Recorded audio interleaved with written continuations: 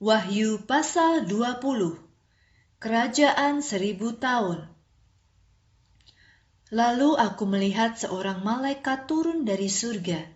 Ia membawa kunci jurang maut dan memegang sebuah rantai besar.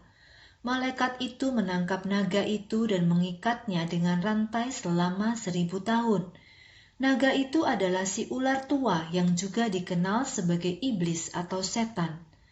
Lalu malaikat itu melemparkan naga itu ke dalam jurang maut dan menutup pintunya. Ia juga mengunci pintu jurang maut itu supaya naga itu tidak dapat menipu manusia di bumi sampai masa 1000 tahun itu berakhir. Setelah 1000 tahun, naga itu akan dilepaskan untuk sementara. Kemudian aku melihat beberapa tahta serta orang-orang yang duduk di atasnya. Mereka menerima kuasa untuk menghakimi. Aku juga melihat jiwa orang-orang yang dipenggal kepalanya.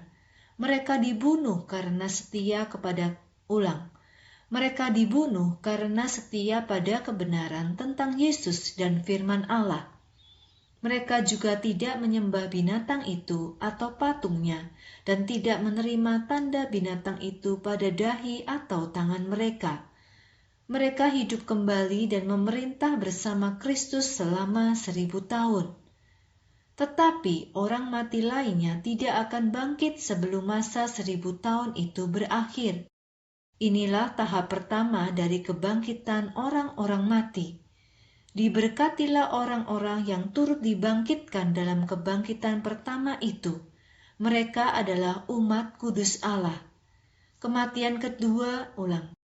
Kematian kedua tidak lagi berkuasa atas mereka. Mereka akan menjadi imam bagi Allah dan bagi Kristus. Mereka juga akan memerintah bersama Dia selama 1000 tahun. Kekalahan iblis.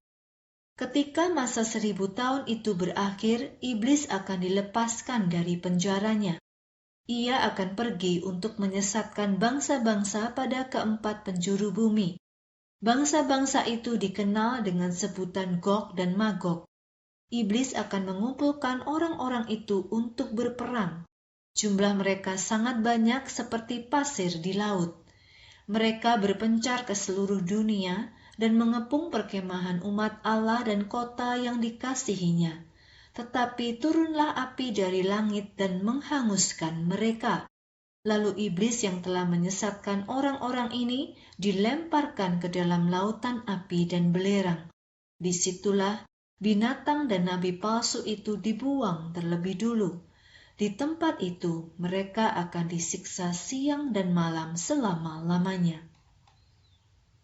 Penghakiman di hadapan tahta putih. Setelah itu aku melihat sebuah tahta putih yang besar. Aku juga melihat Dia yang duduk di tahta itu. Bumi dan langit pergi dari hadapannya dan menghilang. Dan aku melihat orang-orang mati, baik yang besar maupun yang kecil, berdiri di hadapan tahta itu. Lalu dibukalah beberapa kitab dan juga sebuah kitab yang lain, yaitu kitab kehidupan. Orang-orang itu dihakimi menurut perbuatan mereka, seperti yang tercatat dalam kitab-kitab itu. Laut menyerahkan orang-orang mati yang ada di dalamnya. Maut dan kerajaan maut juga menyerahkan orang-orang mati yang ada di dalamnya. Setiap orang dihakimi menurut perbuatan mereka. Setelah itu, maut dan kerajaan maut dilemparkan ke dalam lautan api. Lautan api ini adalah kematian yang kedua. Dan setiap orang yang namanya tidak tertulis di dalam kitab kehidupan akan dilemparkan ke dalam lautan api itu.